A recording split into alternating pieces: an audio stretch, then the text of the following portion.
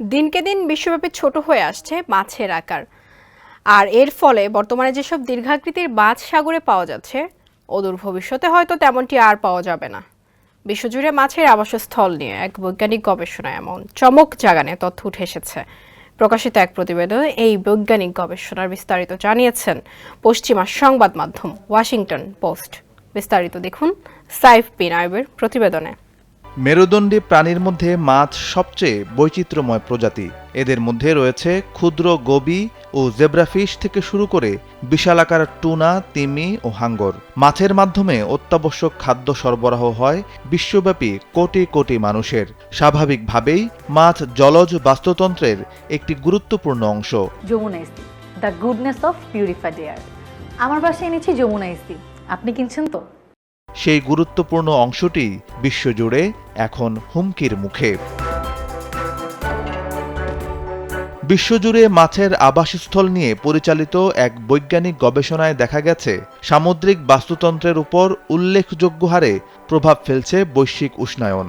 এর ফলে ধীরে ধীরে বিশ্বজুড়ে উষ্ণ হয়ে আসছে মাছের আবাসস্থল, আর এতে দিনকে দিন ছোট হয়ে আসছে মাছের আকার। বলা হচ্ছে গত ৪০ বছরে উত্তর সাগরের গুরুত্বপূর্ণ বাণিজ্যিক মাছের প্রজাতি আকারে ১৬% হ্রাস পেয়েছে, কারণ এই সময়ে সেখানে পানির তাপমাত্রা বৃদ্ধি পেয়েছে ১ থেকে ২ ডিগ্রি সেলসিয়াস। গবেষণায় দেখা গেছে মাছের ওপর উষ্ণ জল অত্যন্ত খারাপ ধরনের প্রভাব ফেলে।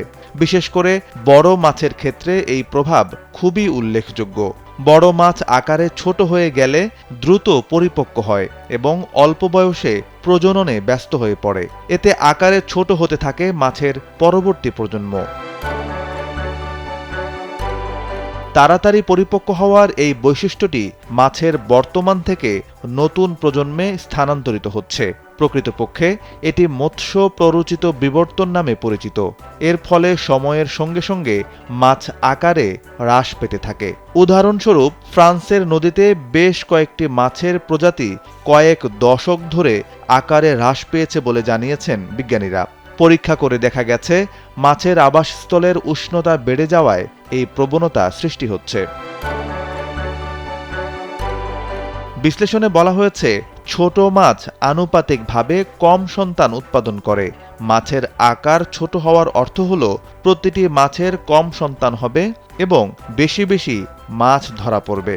পরিবেশগত এবং বাণিজ্যিকভাবে এই প্রক্রিয়ার যথেষ্ট প্রভাব রয়েছে এবং তা সরাসরি আঘাত করবে মানব জাতিকে। সাইফ বিন আইয়ুব, কালবেলা ডেস্ক।